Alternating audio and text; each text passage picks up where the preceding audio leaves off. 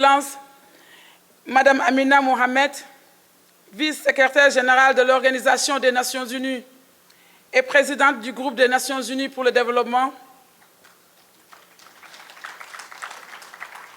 Excellence, Madame la vice-présidente de la Commission de l'Union africaine. Excellence, Madame l'envoyée spéciale de l'Union africaine pour les femmes, la paix et la sécurité, ma très chère Binta. Excellences,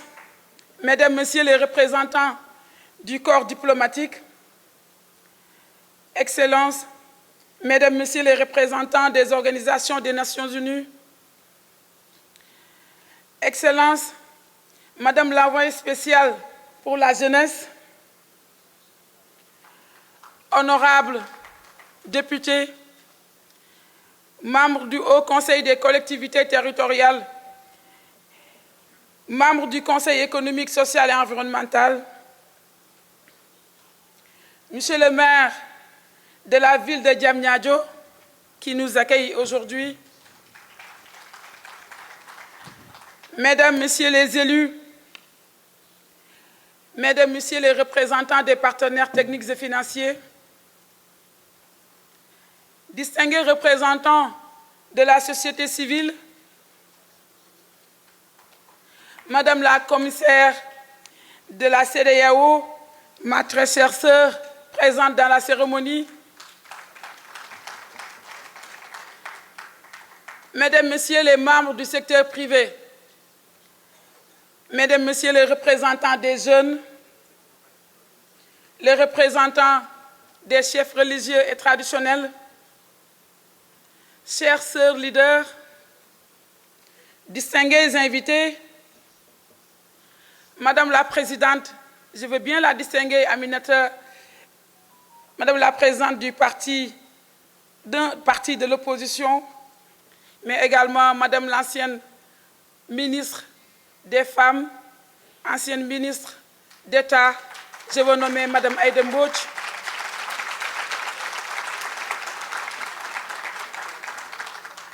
distingués invités, chères participantes. Je voudrais tout d'abord, au nom de son Excellence le Président Macky Sall, Président de la République du Sénégal et Président en exercice de l'Union africaine, souhaiter la chaleureuse bienvenue en terre africaine du Sénégal, terre de la Teranga, à nos distingués hôtes venus des Nations Unies, venus de l'Union africaine, mais également venus des 4 coins du continent. Qu'il me soit également permis de remercier et féliciter au nom de toutes les femmes et sœurs africaines le chef de l'État, son Excellence le Président Macky Sall, pour sa décision d'accueillir à Dakar la 2e édition de la conférence de l'Union africaine sur la masculinité positive suite à l'édition inaugurale organisée par son homologue et frère de la République démocratique du Congo, le président Félix Antoine Tshisekedi. Après ce devoir d'hospitalité, j'exprime toute ma fierté de me retrouver dans cette auguste assemblée à l'occasion de la consultation des femmes leaders africaines en prélude à la 2e conférence de l'Union africaine sur la masculinité positive pour l'élimination des violences faites aux femmes et aux filles, prévue aujourd'hui, prévue demain, ici même à Diamniadio. Cette rencontre s'inscrit dans une longue marche des pionnières et femmes leaders d'Afrique qui ont constamment mené le plaidoyer auprès des dirigeants du continent pour assurer une place de choix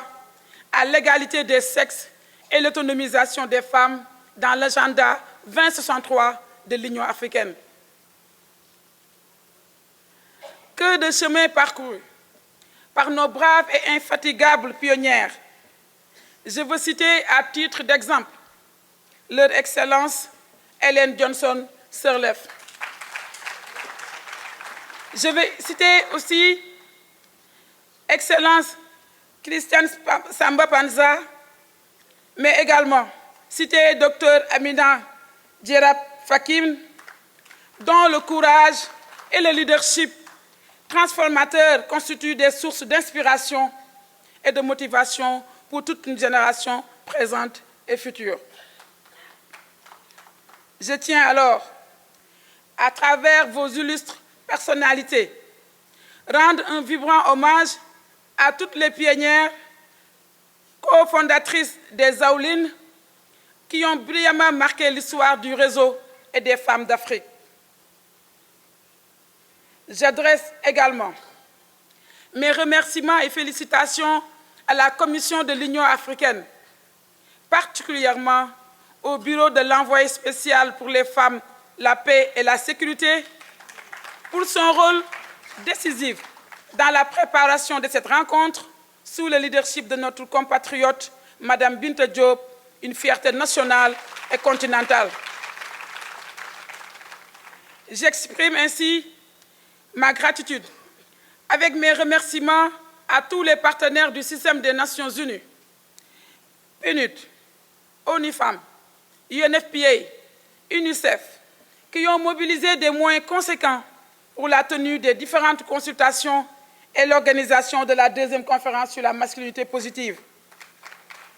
Je tiens également, de concert avec ma sœur en charge des affaires étrangères, à adresser mes vives félicitations aux membres du Comité national d'organisation et des différentes commissions qui ont abattu un travail préparatoire titanesque dans des délais records. Excellences, Mesdames, Messieurs, distingués invités, le thème de cette consultation, c'est l'accélération des actions et la promotion de la masculinité positive pour mettre fin à la violence contre les femmes et les filles. Il nous rappelle ce thème de prime abord, la persistance de la violence contre les femmes et les filles en Afrique avec des conséquences néfastes, malgré les efforts déployés par les acteurs sous l'égide de nos États respectifs. Le thème nous interpelle aussi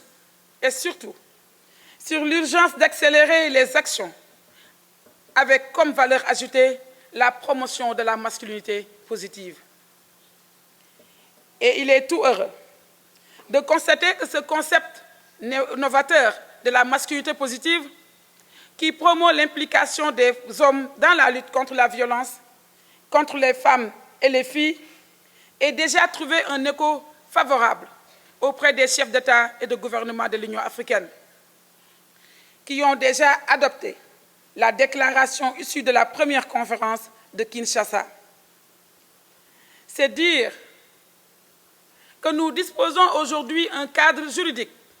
favorable aux engagements et un élargissement du cercle des champions à la masculinité positive pour accélérer l'élimination des violences faites aux femmes et aux filles. Nous devons dès lors saisir cette opportunité majeure pour maintenir le plaidoyer au plus haut niveau, mais aussi pour assurer l'approbation communautaire de la masculinité positive par la promotion auprès des tout-petits, auprès des garçons et des hommes, par l'éducation, la sensibilisation et la formation. Excellences, distingués invités, c'est un vaste chantier pour l'éducation à la masculinité positive. Notre consultation devra permettre de partager les expériences développées à travers le continent, prenant en compte les enseignements et les bonnes pratiques tirées de nos valeurs culturelles et traditionnelles. Je ne doute point que les bonnes pratiques sénégalaises, comme l'école des maris, les programmes des centres conseils ados, seront partagés lors de ces travaux. Je voudrais alors réaffirmer ici la détermination du gouvernement du Sénégal à consolider les avancées significatives de notre pays